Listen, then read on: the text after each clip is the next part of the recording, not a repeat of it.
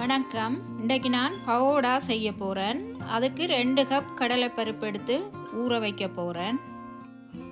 இந்த ஊற போட்ட கடலைப்பருப்பை நான் 2 மணித்தியாலத்தால் எடுத்து இதை வடிய வச்சிருக்கிறேன்.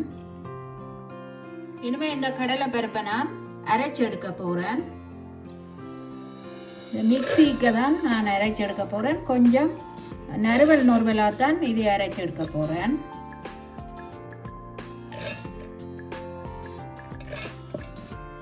அதோட ஒரு 10 செத்தல் மிளகை நான் தண்ணிக்கு ஊற வச்சிருக்கிறேன். அதையும் இந்த கடலை பருப்போடு சேர்த்து அரைக்க போகிறேன்.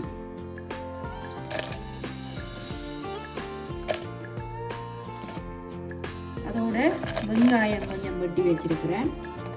அதையும் சேர்க்க போகிறேன். இன்னும் அரைவாசி வெங்காயம் சின்ன கட் பண்ணி வச்சிருக்கிறேன். அதை நான் அரைச்ச கடலை பருப்போடு சேர்த்து செய்ய போகிறேன்.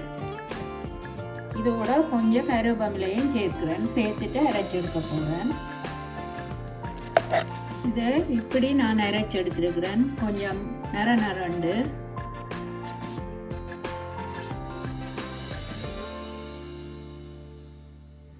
மிச்ச கடலை பருப்பையும் நான் அரைச்சி எடுக்க போகிறேன்.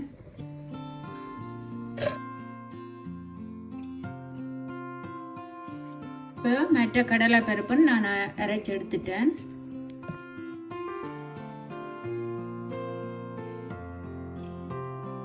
அதோட உள்ளி ஒரு பூடு எடுத்து நான் கொஞ்சம் நறுவலா இடிச்செடுத்து வச்சிருக்கிறேன். அதை சேர்க்க போகிறேன்.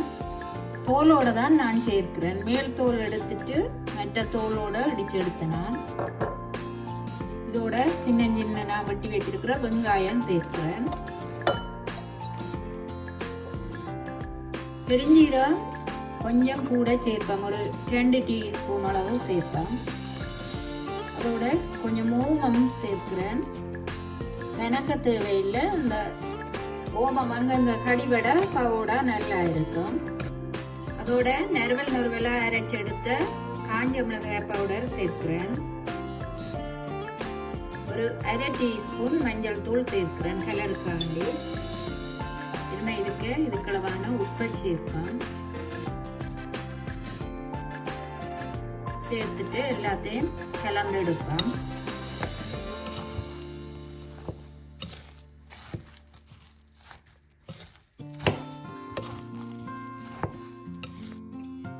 கையால நல்லா எல்லாம் சேர்ற மாதிரி ஒருக்கா கலந்து எடுப்பேன்.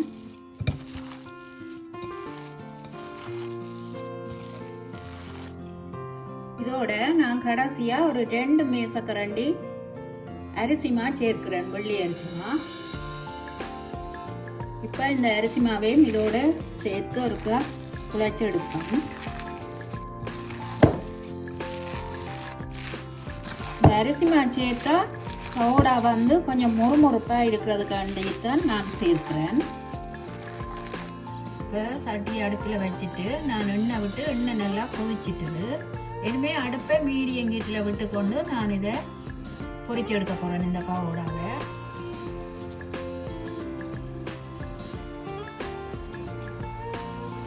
ஆக தடிப்பா போடாம ஒரு அளவான சைஸ்ல நான் போட்டு எடுக்க போறேன்.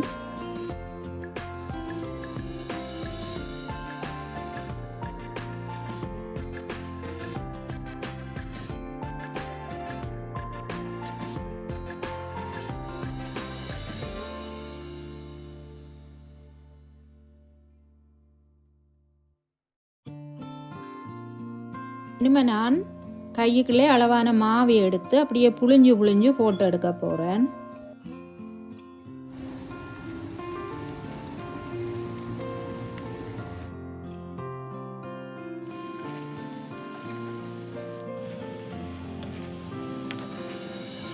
இப்போ பவோடா நல்லா பொன்னிறமாக வந்துட்டுது. எடுக்க போகிறேன்.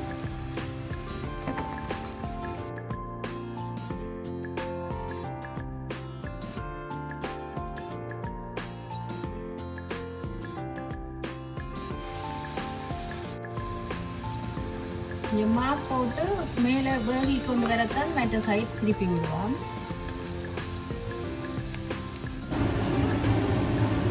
ஆக கருக விடாம ஒரு பொன்னிறமா வர எடுக்க வேணும்.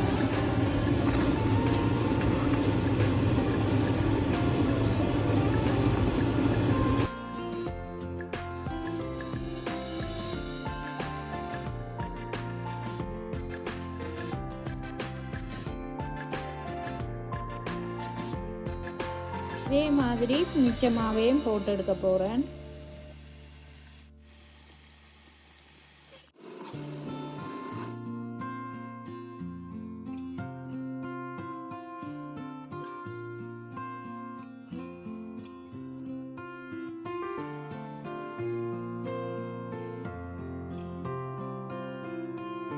இப்போ நான் கடலைப்பருப்பை வச்சு நல்ல மொறுமொறுப்பான பவுடா செய்து எடுத்துட்டேன்.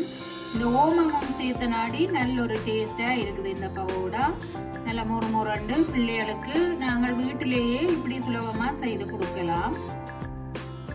இந்த பவுடா செய்முறை உங்களுக்கு பிடிச்சிருந்தா